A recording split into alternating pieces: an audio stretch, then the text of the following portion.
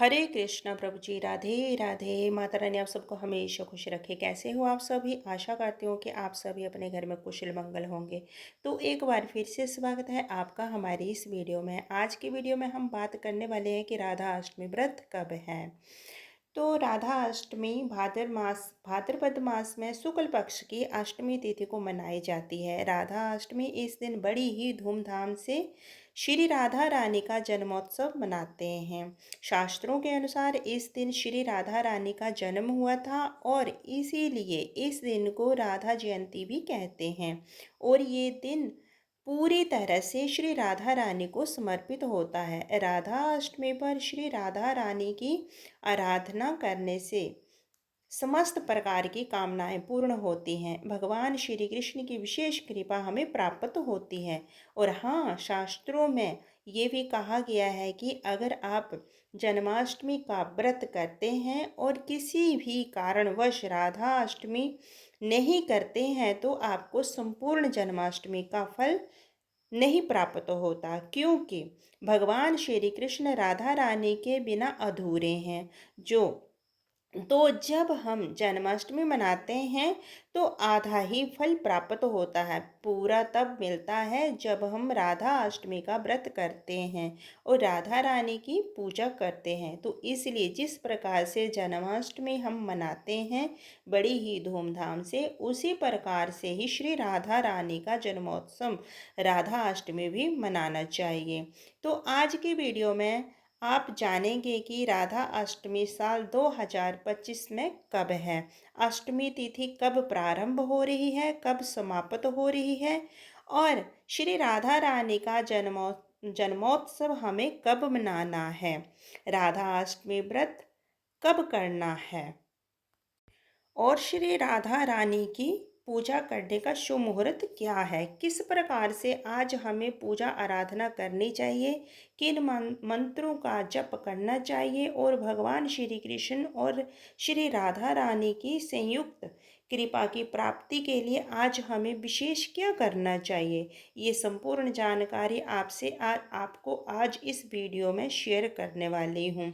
तो इसके अलावा अगर आप व्रत धारण कर रहे हैं तो व्रत के नियम क्या होंगे, क्या खाना चाहिए, कब खाना चाहिए और किस प्रकार से हमें व्रत का पालन करना चाहिए, संपूर्ण जानकारी आपको आज की वीडियो में मिलने वाली है। तो बहुत ही महत्वपूर्ण है आज की वीडियो, पूरा जरूर देखिए और वीडियो अच्छी लगे तो एक लाइक तो ज़रूर ही कीजिएगा, क्योंकि आपके लाइक और कमेंट मेरे लिए बहुत महत्वपूर्ण होते हैं। यही एकमात्र जरिए है जिनसे मुझे पता चलता है कि आपको हमारी वीडियो अच्छी लगती है और आपके लिए ये वीडियो उपयोगी है। तो अगर वीडियो अच्छी लगे तो लाइक तो ज़रूर ही कीजिएगा। बात करते हैं सबसे पहले कि राधा अष्टमी साल 2025 में कब है।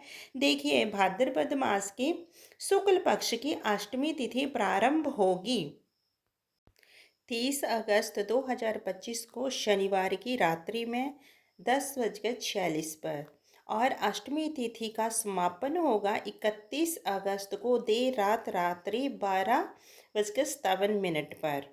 तो ऐसे में व्रत हमें कब धारण करना है, देखिए, श्री राधा अष्टमी 31 अगस्त 2025 रविवार को मनाई जाएगी। तो पूर्ण रूप से राधा अष्टमी 31 अगस्त रविवार को मनाई जाएगी। सूर्योदय कालीन तिथि हमेशा अष्टमी की इसी दिन प्राप्त हो रही है। अच्छा, एक और चीज, बहुत सारे भक्त हैं जो कि शुक्ल पक्ष की अष्टमी अर्थात मासिक दुर्गा अष्टमी का व्रत धारण करते हैं। तो 31 अगस्त को ही है मासिक दुर्गा अष्टमी का भी व्रत है। इसके अलावा महालक्ष्मी व्रत जो कि 16 दिनों का चलता है। 16 दिनों का महालक्ष्मी व्रत भी 31 अगस्त से ही रविवार से ही प्रारंभ हो रहा है। और अगर आपको महालक्ष्मी व्रत की वीडियो चाहिए तो कमेंट में आप पूछ सकते हैं। इसके अलावा अगर आप दुर्गा अष्टमी की वीडियो चाहते हैं तो आप उसके बारे में भी हमसे कमेंट करके पूछ सकते हैं। बात करते हैं राधा अष्टमी की, तो 31 अगस्त को राधा अष्टमी का व्रत किया जाएगा और श्री राधा रानी की विशेष रूप से पूजा आराधना हम करेंगे। बात करेंगे कि इस दिन के शुभ मुहूर्त के बारे में। तो देखिए, इस दिन सूर्योदय काल का समय है सुबह 6 बजे से सूर्यास्त का समय है शाम 6:44 पर। मध्याह्न पूजा का समय, क्योंकि राधा रानी की तो पूजा दोपहर में ही की जाती है, तो दोपहर की पूजा का जो शुभ मुहूर्त है वो है 11 बजे से दोपहर 1:38 तक। ये कुल अवधि होगी 2 घंटे 33 मिनट की। शास्त्रों के अनुसार श्री राधा रानी का अवतरण दोपहर में 12 बजे ही हुआ था, तो इसलिए दोपहर में उनकी विशेष पूजा की जाती है। राधा अष्टमी के दिन अधिक संख्या में मंत्रों का जाप करना चाहिए और विशेष रूप से दोपहर में जो हम पूजा करते हैं, आराधना आराधना करते हैं, अपनी इच्छा के अनुसार राधा रानी के जो प्रिय भोग हैं उन्हें अर्पित करते हैं। ये विशेष प्रकार की पूजा हो जाती है।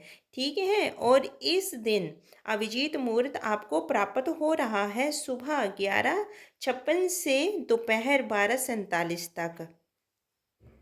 अभिजीत मुहूर्त में आप कोई भी शुभ कार्य कर सकते हैं और राहु काल का समय होगा शाम को 4:30, यानी कि 4:30 से शाम 6 बजे तक। राहु काल में कोई भी शुभ कार्य प्रारंभ नहीं करना चाहिए, लेकिन अगर आप पहले से ही कर रहे हैं तो बिल्कुल कर सकते हैं, कोई प्रॉब्लम नहीं है। बात करें राधा रानी की पूजा विधि और उपाय के बारे में, तो देखिए, राधा अष्टमी के दिन आपको प्रातःकाल जल्दी उठना है। ब्रह्म मुहूर्त से पहले उठ जाइए ताकि ब्रह्म मुहूर्त में श्री राधा रानी की मंगला आरती आप कर पाएँ। ठीक है, तो सुबह जल्दी उठ जाएं। उठकर नित्य कर्मों से निवृत्त होकर स्नान कर लीजिए, साफ स्वच्छ वस्त्र धारण कर लीजिए और फिर विधि विधान से ठाकुर जी की और राधा रानी जी का अभिषेक करें, उनकी पूजा कीजिए और फिर यथाशक्ति यथासंभव श्री राधा रानी और ठाकुर जी को भोग अर्पित कीजिए। मंत्र जप करें।